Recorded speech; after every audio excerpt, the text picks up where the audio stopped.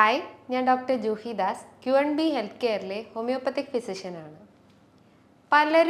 പല പേഷ്യൻസും വന്ന് ചോദിക്കാറുണ്ട്, അലർജി വന്നു കഴിഞ്ഞാൽ പൂർണ്ണമായിട്ടും മാറ്റാൻ പറ്റുമോ, അല്ലെങ്കിൽ എന്തെങ്കിലും നമ്മളെ ബോഡിയിൽ വേറെ എന്തെങ്കിലും കോംപ്ലിക്കേഷൻസ് ഉണ്ടാക്കുമോ, കണ്ടിന്യൂസ് ആയിട്ട് മെഡിസിൻസ് എടുക്കണോ, എൻ്റെ ശരീരമൊക്കെ ഭയങ്കരമായിട്ട് ക്ഷീണിക്കുന്നുണ്ട്, ഉറങ്ങാൻ പറ്റുന്നില്ല, ഒരു റെസ്പിറേറ്ററി ഡിസ്റ്റർബൻസ് ഉണ്ടാവുന്നു, ഇടയ്ക്കിടയ്ക്ക് ഇൻഫെക്ഷൻസ് വരുന്നു, അങ്ങനെ കുറേ ബുദ്ധിമുട്ടുകളായിട്ട് പേഷ്യൻസ് വന്ന് പറയാറുണ്ട്.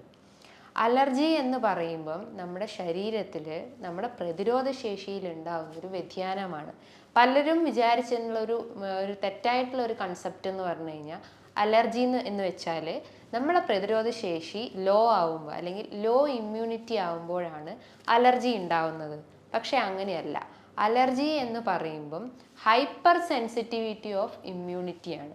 അതായത് നമ്മളെ പ്രതിരോധ ശേഷി നമ്മളെ ബോഡിയിൽ തന്നെ ഒരു ഹൈപ്പർ ആക്റ്റീവായിട്ട് അല്ലെങ്കിൽ ഓവറായിട്ട് ആക്ട് ചെയ്യുന്ന രീതിയിൽ നമ്മളെ ബോഡിയിൽ കാണിക്കുന്ന ഒരു ചേഞ്ചസ് ആണ്, അത് മൂലം ഉണ്ടാകുന്ന ഒരു ചേഞ്ചസ് ആണ് ഈ അലർജി എന്ന് പറയുന്നത്.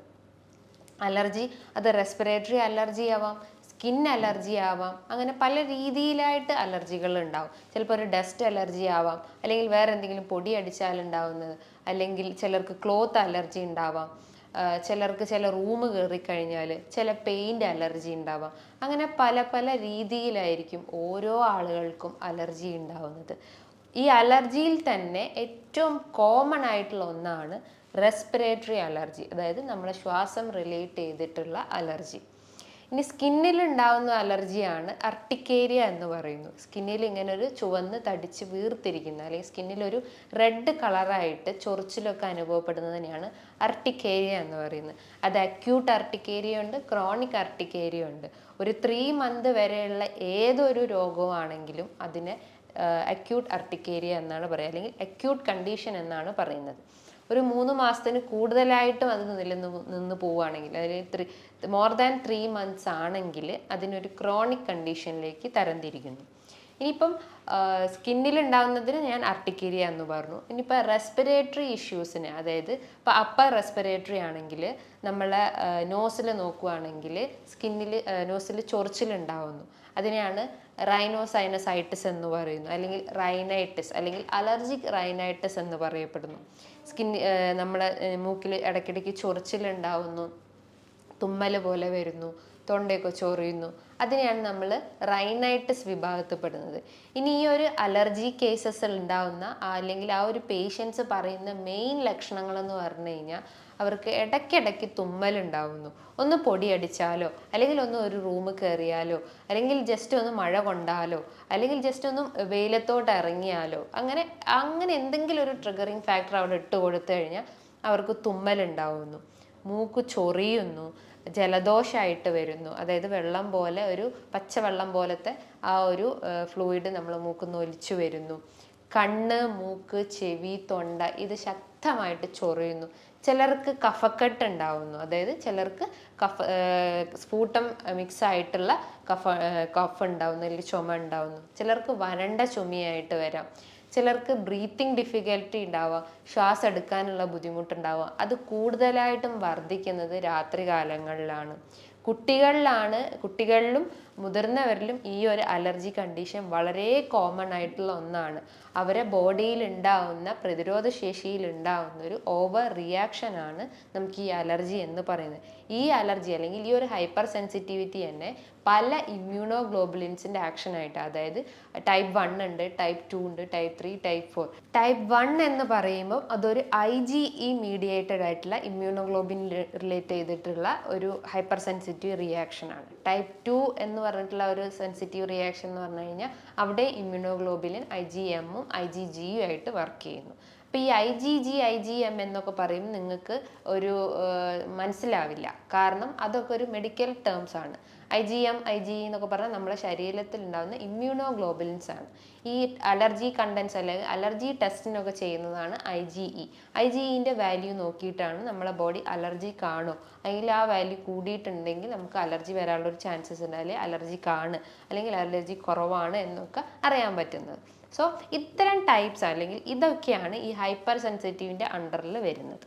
ഇനിയിപ്പം സിംറ്റംസ് ആയിട്ട് ഞാൻ നേരത്തെ പറഞ്ഞിട്ടുള്ള ഓൾമോസ്റ്റ് കോമൺ സിംറ്റംസും എല്ലാവർക്കും ഉണ്ട്. അതായത് തുമ്മലായിട്ടും ജലദോഷവും തൊണ്ടവേദനയും ചിലർക്ക് പനിയായിട്ടൊക്കെ രൂപപ്പെടാറുണ്ട്. അപ്പം അവർ മെയിനായിട്ട് ശ്രദ്ധിക്കേണ്ടത് ഇത്തരം ട്രിഗറിങ് ഫാക്ടേഴ്സ് അല്ലെങ്കിൽ എന്താണോ നമുക്ക് ആ ഒരു അലർജി വരുത്തുന്നത് അതിൽ ആ ഒരു എക്സ്പോഷർ കഴിവതും കുറയ്ക്കാൻ ശ്രമിക്കുക. ചിലർക്ക് പൊടി അലർജി ആണെങ്കിൽ അവർ മാസ്ക് യൂസ് ചെയ്യുന്നത് നല്ലതാണ്. ചിലർക്ക് കുളിച്ചാൽ അലർജി ഉണ്ടാകുന്നുണ്ടെങ്കിൽ ഡെയിലി കുളിക്കുന്നതിന് പകരം 1-2 ദിവസങ്ങളിൽ കുളിക്കാൻ ശ്രമിക്കുക. ചിലർക്ക് ചില പെയിൻ്റൊക്കെ അലർജി ഉണ്ടാകും. ചില റൂമിലോട്ടൊക്കെ ചെല്ലുമ്പം ചിലർക്ക് തുമ്മുന്നത് കാണാം. അല്ലെങ്കിൽ ചില പെയിൻ്റൊക്കെ സ്മെല്ല് ചെയ്ത് കഴിഞ്ഞാൽ ചിലർക്ക് ഷൂ പോളിഷിൻ്റെ സ്മെല്ല്, അല്ലെങ്കിൽ ചിലർക്ക് പെട്രോള് മണ്ണെണ്ണ പോലത്തതിനൊക്കെ ചിലർക്ക് തുമ്മലും അല്ലെങ്കിൽ ചൊറിഞ്ഞു പൊന്തുന്നത് കാണാം. ചിലർക്ക് ചില ഫുഡ് ഐറ്റംസ് കഴിച്ചു കഴിഞ്ഞാൽ ഷെൽഡ് ഫിഷസ് അല്ല ചില വെജിറ്റബിൾസ് ഫ്രൂട്ട്സ് ഐറ്റംസ് ഒക്കെ ചിലർക്ക് പപ്പായയും അല്ലെങ്കിൽ പൈനാപ്പിളൊക്കെ കഴിച്ചു കഴിഞ്ഞാൽ ചൊറിച്ചിലുണ്ടാവും. അപ്പം നമ്മൾ ആ ഒരു ഫാക്ടർ എന്താണോ അത് നമ്മളെ ബോഡിയിൽ അഗ്രവേറ്റ് ചെയ്യുന്നതിന് പകരം അതിനെ കഴിവതും കുറയ്ക്കാൻ ശ്രമിക്കുക, അല്ലെങ്കിൽ അതിനെ കഴിവതും ബോഡിയിൽ നിന്ന് ഒഴിവാക്കി നിർത്താൻ ശ്രമിക്കുക. പകരം നമ്മളെ ബോഡി ബൂസ്റ്റപ്പ് ചെയ്യുന്ന രീതിയിൽ അല്ലെങ്കിൽ പ്രതിരോധ ശേഷി ഒന്ന് ഇമ്പ്രൂവ് ആക്കുന്ന രീതിയിലുള്ള ഭക്ഷണം നമുക്ക് എടുക്കാം. അപ്പോൾ എന്തൊക്കെയാണ് നമുക്ക് ഡയറ്ററി മാനേജ്മെൻറ്റ് എന്ന് നോക്കാം. മെയിനായിട്ട് ഈ ഒരു അലർജി പേഷ്യൻസ് കഴിക്കേണ്ട ഭക്ഷണങ്ങൾ എന്ന് പറഞ്ഞു കഴിഞ്ഞാൽ മെയിനായിട്ട് വൈറ്റമിൻസ് ആണ്.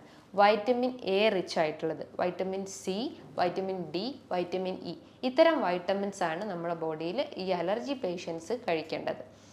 വൈറ്റമിൻ എ എന്നൊക്കെ പറയുന്നത് നമുക്ക് ക്യാരറ്റ്, ഗ്രേപ്സ്, ചെറിയ നട്ട്സ് ഐറ്റംസ് കഴിക്കാം. വൈറ്റമിൻ ഡി എന്ന് പറയുമ്പോൾ നമുക്ക് എല്ലാ വീഡിയോസിലും ഞാൻ പറയുന്നതാണ്, ഒരു സൺഷൈൻ വൈറ്റമിൻ അല്ലെങ്കിൽ ഡെയിലി വെയിൽ കൊള്ളുന്നതാണ് വൈറ്റമിൻ ഡിൻ്റെ ഒരു മെയിൻ സോഴ്സ്. ഇതേപോലെ തന്നെ നമുക്ക് ഭക്ഷണത്തിൽ ചെറിയ മത്സ്യങ്ങളും മഷ്റൂംസും ഇലക്കറികളും ഒക്കെ എടുക്കാവുന്നതാണ്. ഇനി വൈറ്റമിൻ സി ആണെങ്കിൽ ഫ്രൂട്ട്സിൽ നോക്കുകയാണെങ്കിൽ ഏറ്റവും റിച്ച് ആയിട്ടുള്ളതാണ് ഓറഞ്ച്. അത് നമ്മളെ ആ ഒരു ഫൈബർ കണ്ടന്റ് ഒക്കെ ഉള്ളത് കൊണ്ട് തന്നെ ദഹന വ്യവസ്ഥ ഇമ്പ്രൂവ് ചെയ്യുന്നു. ഇനി മൊസമ്പി ആയിട്ടും നെല്ലിക്ക, ലൗലോലിക്ക, ജാമ്പക്ക, ഇരുമ്പമ്പുളി എന്നൊക്കെ പറയുന്നത് നമ്മൾ കോമൺലി പറയുന്ന ഇത്തരം ഫ്രൂട്ട്സൊക്കെ നമുക്ക് കഴിക്കുന്നത് ഏറ്റവും ഉത്തമമായിട്ടുള്ള ഒരു കാര്യമാണ്. ഇനി വൈറ്റമിൻ ഇ എന്നൊക്കെ പറയുമ്പം നമുക്ക് ചെറിയ മത്സ്യങ്ങളിലും നട്ട്സിലും അയല, മത്തി, സാൽമണ്ട്, നത്തോലി ഇതിലൊക്കെ അടങ്ങിയിട്ടുള്ളതാണ്. അപ്പോൾ നമുക്ക് അത് റിച്ച് ആയിട്ടുള്ള ഭക്ഷണങ്ങൾ അല്ലെങ്കിൽ വൈറ്റമിൻ ഇ റിച്ച് ആയിട്ടുള്ള ഭക്ഷണങ്ങൾ എടുക്കുന്നത് ഏറ്റവും നല്ല കാര്യമാണ്. അതേപോലെ തന്നെയാണ് നമുക്ക് ഡയറ്റിൽ കോഡ് ലിവർ ഓയിൽ ക്യാപ്സ്യൂൾസ് എടുക്കുന്നതും നല്ലതാണ്. അത് ഭക്ഷണത്തിന് ശേഷം കഴിക്കുന്നതാണ് ഏറ്റവും നല്ലത്. അതായത് നമ്മൾ എന്തെങ്കിലും ഒരു ഓയിലി കണ്ടന്റ് ആയിട്ടുള്ള ഫുഡ് ഐറ്റംസ് എടുക്കുകയാണെങ്കിൽ അതിന് ശേഷമാണ് നമ്മൾ ഇത്തരം കോഡ് ലിവർ ക്യാപ്സ്യൂൾസ് ഒക്കെ എടുക്കുന്നത്. മറ്റൊരു പ്രധാനപ്പെട്ട ഒരു ഫുഡ് ഐറ്റമാണ് നമുക്ക് ഒനിയൻ്റെ അകത്ത് കുർസെറ്റിൻ എന്ന് പറഞ്ഞിട്ടുള്ള ആൽക്കലോയിൽ കണ്ടന്റ് ഉണ്ട്.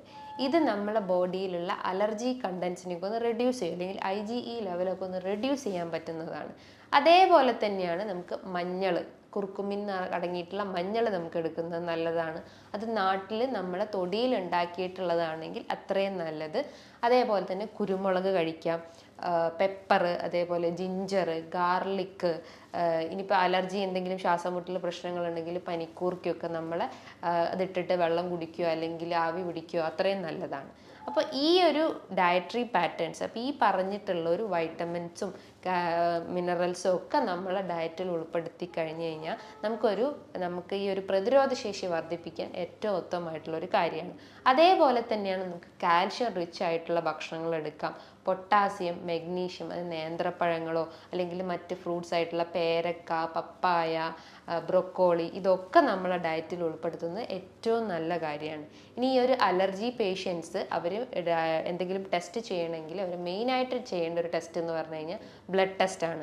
IgEൻ്റെ വാല്യൂ നോക്കിക്കഴിഞ്ഞാൽ നേരത്തെ പറഞ്ഞ പോലെ തന്നെ അതിലുള്ള വ്യതിയാനങ്ങൾ കണ്ടു കഴിഞ്ഞാൽ നമുക്കറിയാം നമ്മളെ ബോഡി അലർജിക് ആണോ അല്ലയോ എന്നൊക്കെ അറിയാൻ പറ്റും. അതേപോലെ അത് കുറച്ചുകൂടി കോസ്റ്റ്ലി ആയിട്ടുള്ളതാണ്. അതിനെക്കാട്ടും കുറച്ചുകൂടി മോഡറേറ്റ് ആയിട്ടുള്ള ഒരു ടെസ്റ്റാണ് എസിനോഫിൽ ടെസ്റ്റ്. അബ്സല്യൂട്ട് എസിനോഫിൽ ടെസ്റ്റും ഉണ്ട്, നോർമൽ CBCൻ്റെ അകത്ത് വരുന്നിട്ടുള്ള എസിനോഫിൽ ടെസ്റ്റും ഉണ്ട്. ഇത് നോക്കിക്കഴിഞ്ഞാലും നമ്മളെ ബോഡി അലർജിക് ആണോ അല്ലയോ എന്നൊക്കെ അറിയാൻ പറ്റും.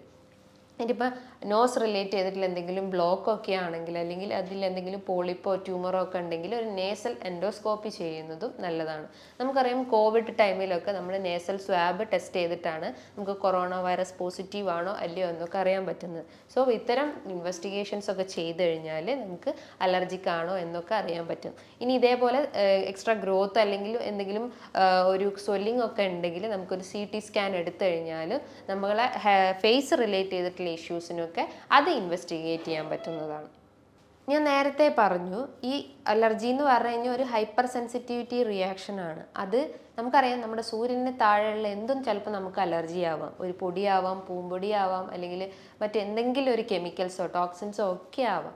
അപ്പോൾ നമ്മൾ ആ ഒരു ട്രിഗറിങ് ഫാക്ടർ എന്താണോ അത് ആ ഒരു ഇതിൽ നിന്ന് കഴിവതും എക്സ്പോഷർ കുറയ്ക്കാൻ ശ്രമിക്കുക. ഇനിയിപ്പോൾ ചൂട് സീസണൊക്കെ ആയതുകൊണ്ട് തന്നെ കുട്ടികളിലായാലും മുതിർന്നവരിലായാലും ഈ കണ്ണിനൊക്കെ അലർജി വരാനുള്ള ചാൻസസ് ഉണ്ട്. അതിനെയാണ് കൺജക്റ്റിവൈറ്റിസ് എന്ന് പറയുന്നത്.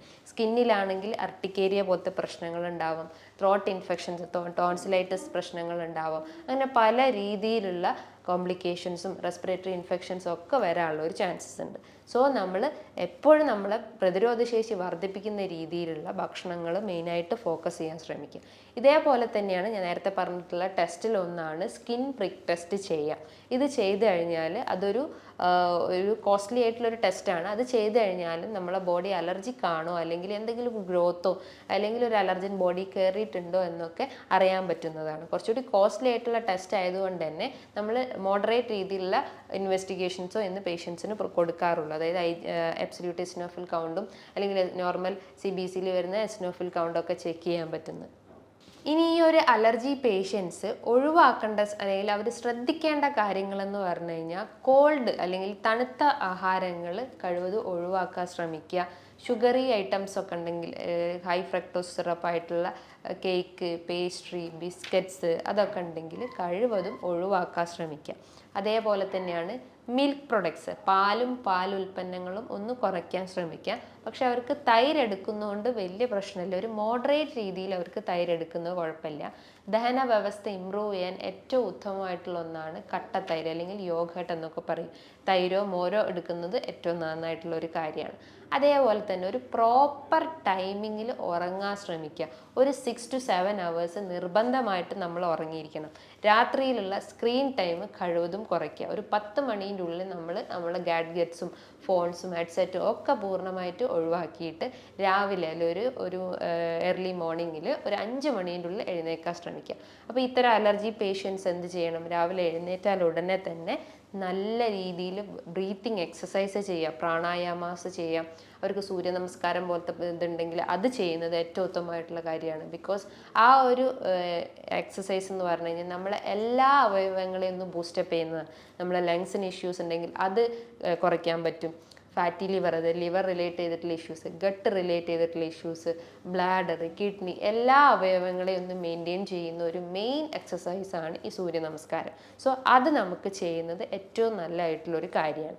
ഇതേപോലെ തന്നെ രാവിലെ എഴുന്നേറ്റാൽ ഉടനെ തന്നെ വെറും വയറ്റിൽ 1 ഗ്ലാസ് വെള്ളം, തിളപ്പിച്ചാറിയ 1 ഗ്ലാസ് വെള്ളം കുടിക്കുന്നത് ഏറ്റവും ഉത്തമമായിട്ടുള്ളൊരു കാര്യമാണ്. ഇത് ആ ഒരു എനർജി അല്ലെങ്കിൽ ആ ഒരു ഡേയിൽ ഒരു ഫുൾ എനർജി മെയിൻറ്റെയിൻ ചെയ്യാൻ പറ്റും. ദഹന വ്യവസ്ഥ, കോൺസ്റ്റിപ്പേഷൻ അല്ലെങ്കിൽ മലബന്ധം പോലത്തെ പ്രശ്നങ്ങൾ ഉണ്ടെങ്കിൽ അത് റെഡ്യൂസ് ചെയ്യാൻ ഏറ്റവും ബെസ്റ്റ് ആയിട്ടുള്ള ഒരു ഐറ്റമാണ് നമ്മൾ ഡെയിലി ഈ വെറും വയറ്റിൽ വെള്ളം കുടിക്കുന്നത്.